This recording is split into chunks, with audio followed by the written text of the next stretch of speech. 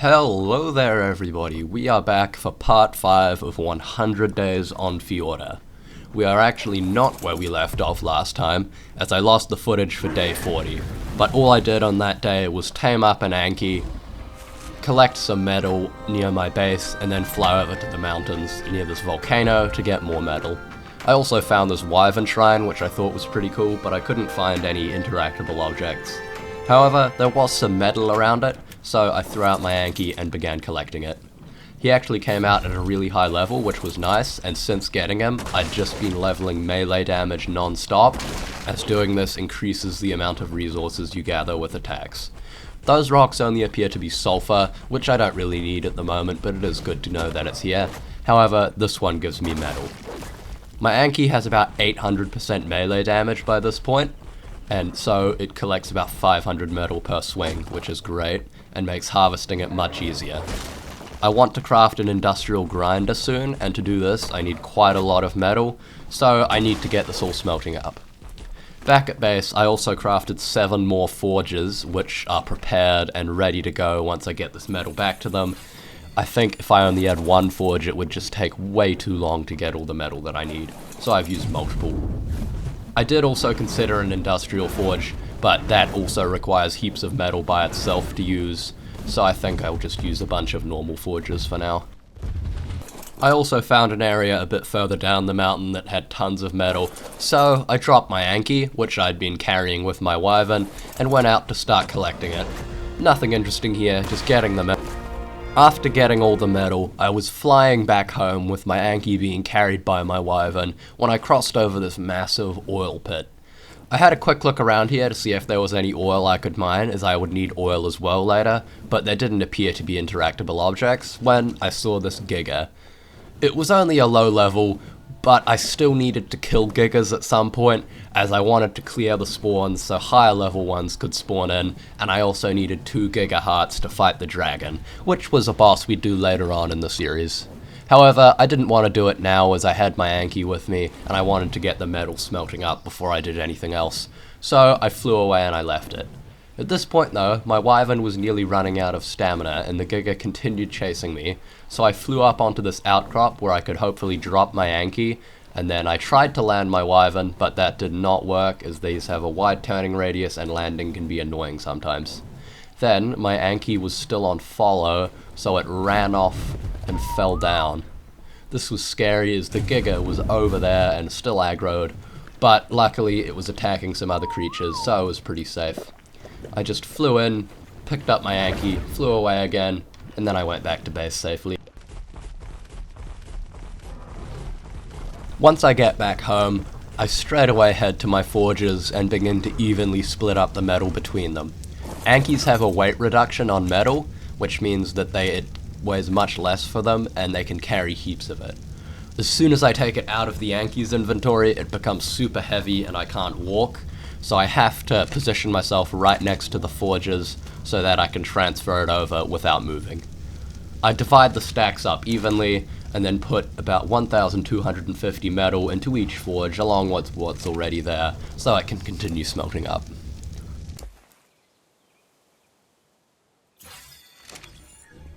I also go into the small cave behind my base to collect some crystal, as I need this to make an industrial grinder as well. Luckily, the Anki's also super good at harvesting crystal, so this is no issue. The rest of the day, I continue farming beaver dams and searching for sarcosuchus. I do need a bit more cementing paste, and these dams keep respawning, which is good, so I take all the valuable resources and throw away the wood to destroy the dam so a new one can spawn in quicker. I need to find sarcosuchus as I have to use their skin as a tribute to the Broodmother, but I've only got a little bit of it at the moment, I think about 5 pieces, so I still need to find another 5. Sarcosuchus actually seem to be quite rare on this map, which is annoying. I can see a Dinosuchus down in this area. These are modded creatures, and they look like crocodiles, so maybe they do drop Sarcosuchus skin, we'll have to see. I try to hit it with the fire breath on my Wyvern so I can draw it over without touching the water and dismounting myself, so I bring it over to the shore by hitting it, and then it comes over luckily. It's just eating the fish bodies that I killed. And yes, now it's coming over. So I just need to hit it and hopefully it should die. And yes, they do drop Sakasuka skin, so that's good. I still need to just fly around and find more Sakos though. I spend the rest of the day grinding out the lava cave, looking for drops, and also trying to kill some Titanoboas, as I do need to find a few more of them for their venom. I actually ended up finding a Journeyman Therizinosaurus saddle blueprint on this run, which is perfect. It is only Journeyman, so it's not going to be as strong as an Ascendant or Mastercraft one, but it isn't terribly expensive in terms of resources to craft. Each one only requires about 400 metal, so that's good. The drop I get it in is actually this red drop just down here. On day 42, I head into the ocean with my baryonyx and scuba tank to begin collecting some oil, as I need plenty of this to craft the industrial grinder, and I also need it to fuel it as well, and I'm just not getting enough from killing tech creatures. So I hop off my barry. For some reason swimming's broken at the moment, and I can't swim. I just walk around on the bottom of the ocean. It's really weird, but I still managed to get through and collect all the metal okay without it, as I could just use my baryonyx to swim around still. It is a little bit annoying trying to get him to come down to me, but oh well. I find the next node and mine this one as well, and I continue this for most of the day, fighting a bunch of megalodons and stuff on the baryonyx as I go.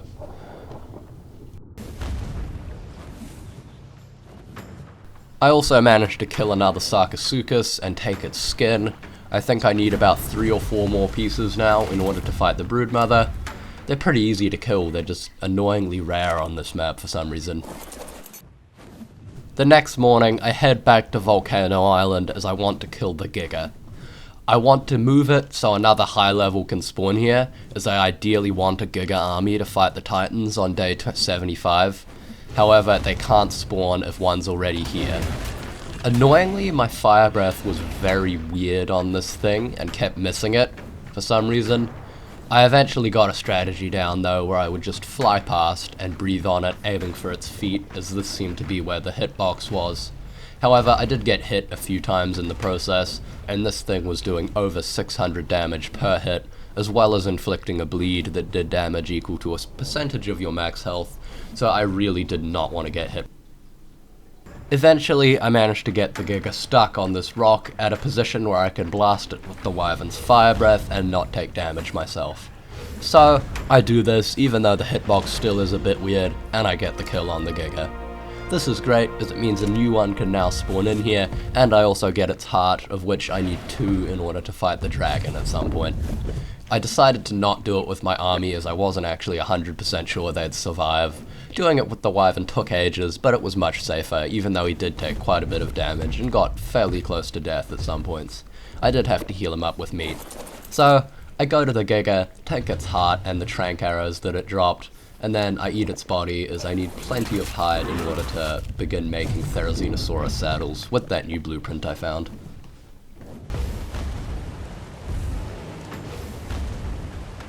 On day 44, I find this random Rex in behind a waterfall on the lake where I've been killing Sarkos. So, I kill it as it's stuck in the wall and makes for some very easy fodder with my Wyvern's fire breath. Luckily, it's not got a weird hitbox like the Giga, so this goes pretty easily. Killing the Giga yesterday took literally the entire day, so it's now day 44. I killed the Rex, and I didn't get anything great from it, although there was an Ascendant pickaxe, which is pretty nice. I also just have a look for some more Sarkos, but no new ones have spawned yet. By this point, about 2,000 metal ingots have smelted up, which is a pretty good turnout. I need just over 3,000 for the grinder, so it's not quite enough, but we'll be there soon. I just need to wait. Luckily, I've got every other resource I need, so that shouldn't be too difficult. Just need to wait until more metal smelts, and then we should be good to go. I also decided to hatch some more Therizinosaurus eggs, as I don't have 20, and I just need a couple more in order to hit that number though. So I collect all of these ones that my guys have been laying, and take the fertilized eggs out of their inventory that I've been stashing there, and then I hatch and raise them all. Go and fight Itsy and Bitsy once again, as they give me some good loot, and everything that isn't good can be ground up for resources once I have the grinder, and it's also the best way that I've found of consistently leveling up my Therizinos. The one that gets the kill on either spider will get about 10 levels, and all of the others get 3 or 4, so it's pretty reliable. I also got an Ascendant Fur chest piece that time, which means I nearly have a full set of high-grade fur, and we should be able to go back to Jotunheim and check it out at some point soon. However, I think I still want to focus on beating the vanilla boss by day 50 before we go and do that.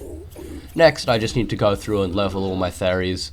I decide to pump their health up to about 15,000 and keep their melee at about 500%. By this point, all of the fairies that I'd been raising this morning are adults as well, so I just transfer some food into the inventories of 2 of them, and that means that I now have 20 Therazinos which I can use in the alpha boss fight. I put them all like this when they were babies, and now as they've grown up they've all meshed together, which looks kind of funny, but oh well. We've got our Therizinosaurus army now, and I just need to go and level those 2 up. On day 45, I went up to the snowy mountains to see if I could try and find a Eutyrannus. They seem to be really rare on this map, and I wasn't having much luck finding one. I also killed a bunch of Brachiosaurus and other large dinosaurs to get a bunch of hide, as I needed about 20,000 hide if I wanted to craft all of my Therizinosaurus a journeyman saddle using the blueprint that we'd found earlier in the other day. Even though I searched for most of the day, I only found a single Eutyrannus, and it wasn't even in the snow. I checked its level, but it was only a level 90, which wasn't what I wanted, so I killed it, as I did also need some Eutyrannus lungs in order to fight the dragon. These tributes would be quite difficult to get if I had to farm them without any in my inventory already, so I decided that I'd collect as many as I could now, even though I didn't need them yet. Back at base, I also crafted up some Mastercraft fur boots, as with these I nearly had a full high-level fur set, I just needed some pants. I'd gotten an Ascendant chest piece from the Itsy and Bitsy fight a while ago, and just like that we were pretty much ready to go, except for the leggings. Hopefully with all this fur armor on we would be able to survive Jotunheim. On day 46, I went to the second snow cave that I'd seen to try out the new fur armor. I could see a bunch of creatures through this crack that my Theri wouldn't fit through, so I went in, aggroed them, and then pulled them all out to my Theri where I could easily kill them. It was scary because there were Palovias in this cave, and they can jump out of the ground and stun both you and your creature, which is horrible as it gets you off your mount and means you can die really easily. My Theri couldn't fit through this crack, so after checking that there were no more creatures around, I shot it with the soul gun, and then threw it out of the ball again to get through the cave, only to instantly get stunned by a Palovia which had been waiting on the ground. This thing stunned me, and then it began attacking me, doing really high damage. I had to wait until I could get back on my Therizinosaur, and then I continued to attack it. This was annoying as that did really high durability damage to a lot of my armor pieces, and if they broke then I would gradually die of the cold in here, as this cave was very chilly. I continued on through the cave, killing all these high-level direwolves and everything else that was attacking me. There were also all of these polar bears in the cave, and they were scary as they did about 150 damage with each hit. This direwolf pack did quite a bit of damage to me as they were mate and pack boosted, which was kinda scary. My Theri was doing alright though, as I'd pumped 25,000 health into it so it could tank a lot of damage. Up here I could see a couple of little piles of rubble on the ground, which meant that some Palovias were buried there. I didn't want to get knocked off my mount, so I tried whistling my Theri over to that location to aggro them and get them out of the ground, but they didn't seem to care about this. So I tried walking to it, slowly, I got my shotgun out, and I was stunned. I got my Theri to follow and put it on neutral so it would help, but this thing kept attacking me, and it was doing really high damage to my armor. I used my shotgun to kill it, and hopped back on the Theri, but then I got attacked by a second Palovia, as I'd forgotten about the other one that was still underground.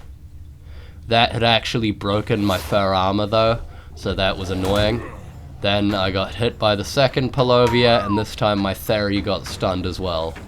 A third one came out of nowhere, and they both started attacking me and the Therizinosaurus, and then for some reason I couldn't get back on my Theri. I tried to kill them both with a shotgun, and I was successful, but not until after they'd broken my armor. With my fur armor broken, it was super cold in here, and even if I put the gauntlets and boots on instead of my flak, I was taking gradual damage, which meant I'd die eventually. So I was forced to turn back, and I'd have to try this cave another time.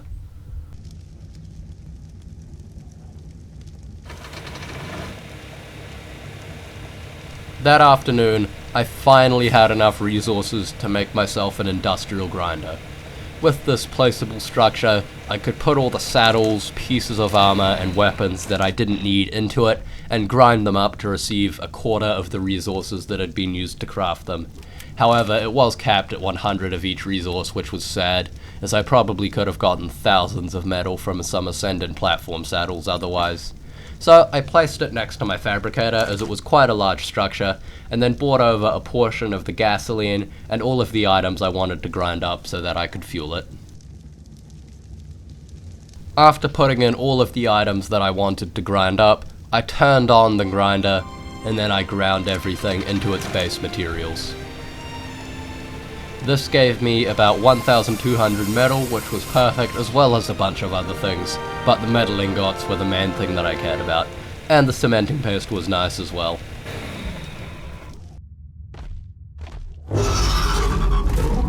I also fought Itsy and Bitsy again at the end of that day, as far as I could tell, killing them was the best way to level up my Therizinosaurus, and it also gave me heaps of pre-crafted items and blueprints, which I could now use in the industrial grinder to get their resources back. So I killed them pretty quickly. The Therizes made quick work of the boss by now, and I began to level up my Therizes and check their bags for loot. The loot from that kill was actually really good, and it included both a pre-crafted Ascendant Giga Saddle and a blueprint for an Ascendant Giga Saddle, both with about 90 armor.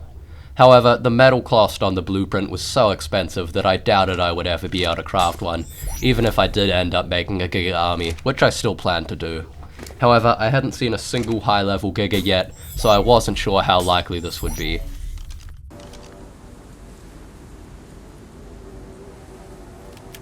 The next morning on day 47, I decided to go back to Asgard and have a look for some creatures. It did look like the kind of place where I could find Gigas, and I definitely wanted to get one now that I had that really good saddle blueprint. So I hopped on my Fire Wyvern and continued to fly around. Oh, and I also really wanted to get a Snow Owl, as I had an idea with that could possibly help me survive Jotunheim.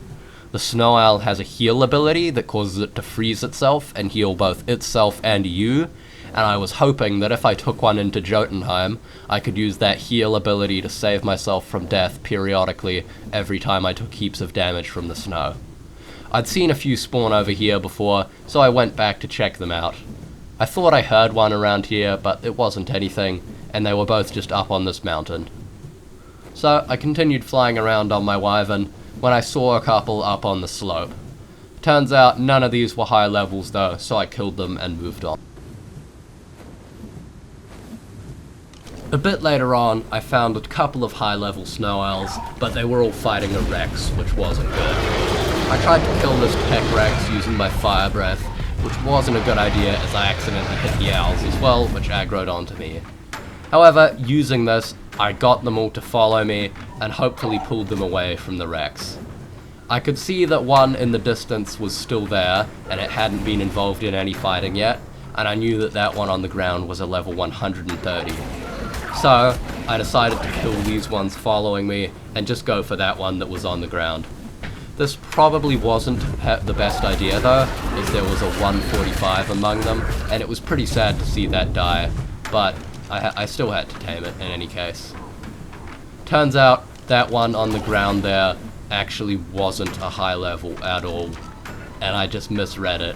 However, this one trying to attack me now was a 130, so even though it was very damaged by this point, I decided I'd try and tame it. I did have a trap on me, but I didn't want to use it just for this damaged owl that could quite possibly die anyway. So it lost aggro on me, and I shot it with the crossbow a few times to get its aggro, and then I began knocking it out. Sadly though, I ended up killing it as I was trying to knock it out, as it must have had really low health left after fighting with that Rex. Annoyed, I continued my search for owls when I came across something even better. It was a high-level Utyrannus, and I'd been looking for one of these for ages. This would be a huge help in the upcoming boss fights, as Utyrannus have a roar ability which boosts the damage of nearby creatures. It was stuck in this massive fight with an Acrocanthosaurus, a Rex, and a bunch of Stegos, but it was a 140 and I had to tame it. They killed everything else pretty quickly, and the Uti didn't seem to be fighting the Acro, so I just had to draw it away from the other two creatures. My Wyvern did get hit with a fear roar, but luckily it didn't get freaked out within a single roar, and it would take 2 of them consecutively to get him to freak out. The Carnos then started attacking the Acro, which was good. So I decided to get in there and support them and kill all 3 creatures so I could tame the Uti a bit more easily. I would like to tame an Acro at some point as well, as they look like really cool creatures, but I've heard they have a different taming method that you can't just do by knocking them out, so I didn't really know what I had to do there, so I decided not to do it, and this one was a low level anyway. With that done, the Uti and the Carnos continued killing everything, and the Uti was looking a little damaged by this point, which was scary. So I managed to get its attention only onto me, and then it chased me, leaving the Carnos behind, which was perfect. I lured it away as far as I could onto these plains, as I hadn't seen anything dangerous here, except for a few Diplos. I would have to keep it from attacking the Brontos though, as if it had hit one of them, then all 4 would join in and probably kill it. After this, I just set up a trap and then got it to go in.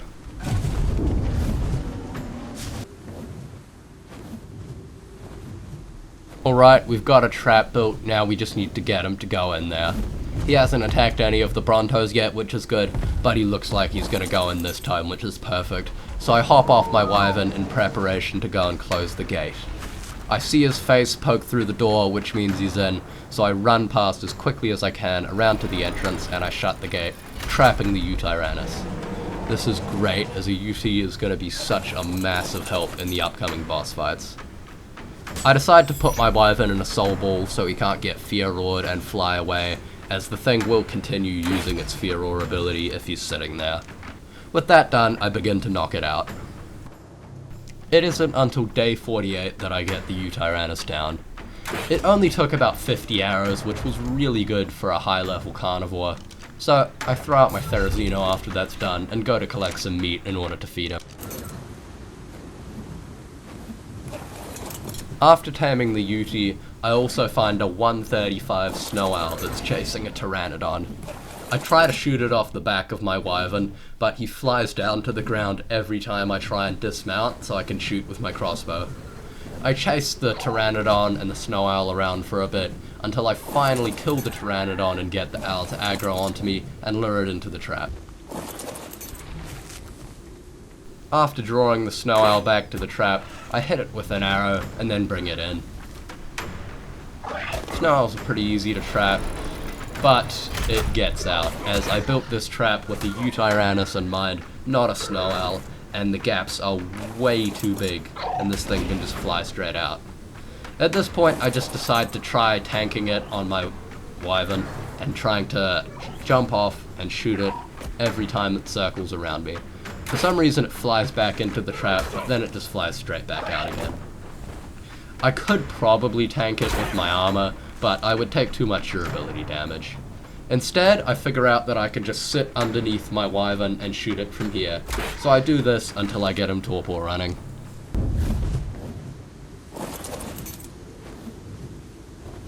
Once he starts torpor running, things become a lot more difficult, as my Wyvern keeps trying to land whenever I stop and jump off so I can try and get a shot off. This thing also moves super fast, and it's really difficult to try and hit it. Eventually, I run out of arrows, as I only had about 20 to start off with after taming the Utyrannus, so I have to go back to base and quickly craft some more. After teleporting home and then coming back to Asgard, I thought I'd lost the snow owl, as I couldn't really remember where it had gone, but no, then I did actually manage to find it, which was great. I remembered that it was near this big spire thing that was poking out above the lake, so I searched around here, but I couldn't exactly remember where it was. I thought it had flown off into the red forest on the last clip, but I searched around here just in case, as it easily could have chased something else, or just flown off in a random direction. I couldn't see it though, so I eventually moved on. I found it flying around above the red forest on this massive lake. I actually managed to get a shot off on my Wyvern, as it wasn't trying to land, until it did again. I did miss the shot though, so I continued to a bit closer to it as it seemed to have lost aggro, and I pretty much got a free hit. At this point it was still torpor running though, so it took off again as soon as I hit it. For some reason its aggro didn't last too long though, and pretty soon it stopped flying away from me and I could easily get another shot. I just kept repeating this until I eventually knocked it out. Eventually, I hit another shot and then he falls out of the sky. Not gonna lie, that was an extremely long and painful taming process once it started running away from me, but oh well. I didn't think I was gonna build another trap specifically for this guy. Now, I just need to take some meat out of my Wyvern, and then I can tame him up. With the Snow Owl, hopefully I'll be able to explore Jotunheim, as I'd imagine its healing ability will be able to counteract the cold in that biome. I spend all of day 49 preparing for the oncoming boss fight on day 50. I only had enough metal to craft 5 of the journeyman saddles, so I just make the rest as primitive instead. I'm also going to use the Utyrannus in the fight, so I craft a saddle for it as well, as its courage roar is going to be really good. I also collected the final 2 pieces of Sakasuka skin I needed in Asgard, as more Sakos were spawning there than anywhere else that I'd seen so far. I spent the rest of the day just equipping all of the saddles onto the Therizinosaurus, and then putting them back into soul balls, and then I moved them all to the obelisk so they could get teleported to the boss arena. After that, I went to the green obelisk and set up all my Therizinosaurus in a semicircle with my Utyrannus and main riding Therizinosaurus in the middle. After this, I just pumped all of their points into melee damage and health, as I wanted to get each one up to 15,000 health, and then after that I was pumping everything into melee. The Utyrannus also I just pumped into health so it could be a bit more tanky and last longer in the boss fight. I thought I was going to ride the Uti as it was quite tanky and I could continuously use its courage roar to boost the damage of the Theries. Pretty soon it became dark and then it was day 50, so I hopped off my Utyrannus and put the tribute items into the terminal. I was kind of worried for this as I hadn't fought any of the vanilla Ark bosses in ages and I couldn't even remember how strong they are, or whether or not my Therizinosaurus army would be strong enough to do it. But just like that, I summoned the Broodmother. It would take 30 seconds to teleport to the arena, and I just made sure that all of my Therizinosaurus were actually inside the portal and weren't going to get left behind. I was pretty confident that everything looked good, so I just sat around and waited to teleport to the arena.